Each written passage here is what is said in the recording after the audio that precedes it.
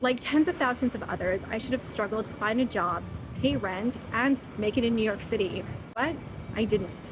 Instead, I got my dream job, was rapidly promoted, quadrupled my income, and now I'm living a lifestyle beyond my wildest dreams. All because I brainwashed myself to succeed.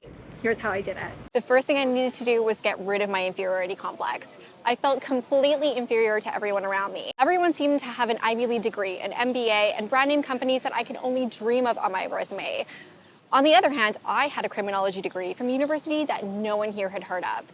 While I had broken into the tech industry in Vancouver, it felt like a small pond. Now I was jumping into the deep dark ocean filled with overly competitive sharks. To make matters worse, I actually immigrated here from Canada, so I had to quit my job while I waited for work authorization. So adding an employment gap and a visa that a lot of companies didn't understand certainly was not doing me any favors. The only person I really knew in New York when I moved here was my husband, and he worked for one of the biggest tech companies in the world. He constantly had recruiters sliding into his DMs offering him my dream jobs.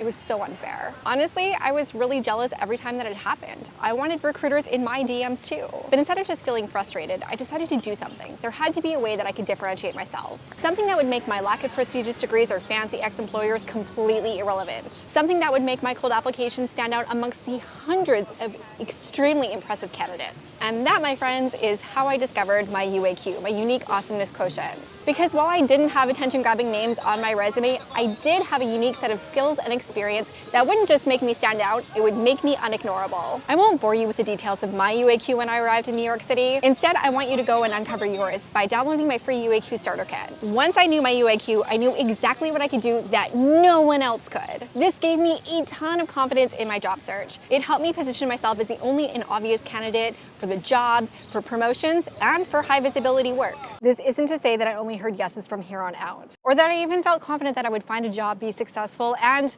live happily ever after in New York City. In fact, I can't tell you how many breakdowns I had. But this is exactly why I ended up finding my dream job and getting promoted so quickly. See, while I've always had a career vision and a life vision, I've never really been motivated by the things that I want to achieve. I know I'll survive without the Gucci loafers, you know? And I know I'm not the only one, and this is backed up by neuroscience. Motivation is driven by one of two things. The reward system, which is activated when something good happens, like you get a call for a job interview from your dream company, or your friend Sasha calls you and asks if you want her extra ticket for the Eras tour. These things trigger a sweet, sweet hit of dopamine and you feel fantastic. But there is a more powerful motivator. And when this motivator becomes activated, the rest of your brain shuts down and you become singly focused on one thing: fear. When danger is detected, the most primitive area of your brain activates, shutting down your logic center. So those nice little goals you want to achieve become completely irrelevant. Like, you want that Eras ticket, but wasn't Sasha talking about you behind your back? More than anything, your brain wants to avoid pain, and it cannot differentiate between a teeny tiny bit of social embarrassment and a life-threatening event like walking down the cobblestone streets in the meatpacking district wearing your 4-inch stilettos. Which means, anytime that you are told no, anytime that you are afraid of failing, you can use that to motivate yourself forward. And this is why I want you to construct an anti-vision. What is the worst-case scenario of what will happen if you do not achieve what you want? Well, I wanted to achieve my lovely vision of making it in New York City. Nothing drove me to it more than what would happen if I didn't. My husband would think I was a loser, he would divorce me, and I would have to move back to Canada. But that didn't even make the biggest impact. And from conversations that I've had with a lot of you, this next thing is not only going to change your career, it is going to change your life. But you villainized it rather than internalizing it. Have you ever met one of those people that just expected everything to be handed to them? Like Chad. Most of us were taught to work hard, to earn things, that success required struggle and sacrifice, and that we wouldn't always get what they want. That's why the Chads of the world drive us nuts. They're just so entitled. But what if I told you the problem was not Chad's sense of entitlement? What if the problem is that you were not just raised to believe that everything you wanted was possible, it was inevitable? That you're entitled to success, opportunities, and to be well compensated just like Chad is? Would you still have setbacks and challenges? Of course, everybody does. But at the end of the day, most things would work out for you.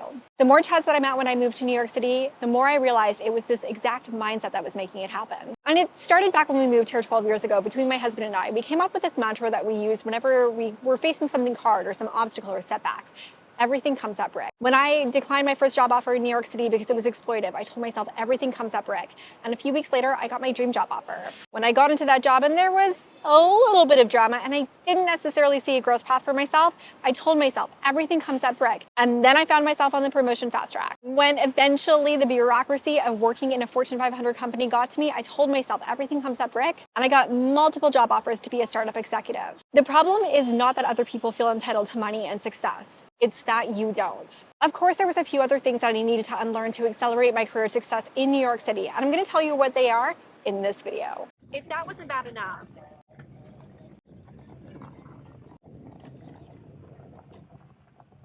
in case that wasn't bad enough,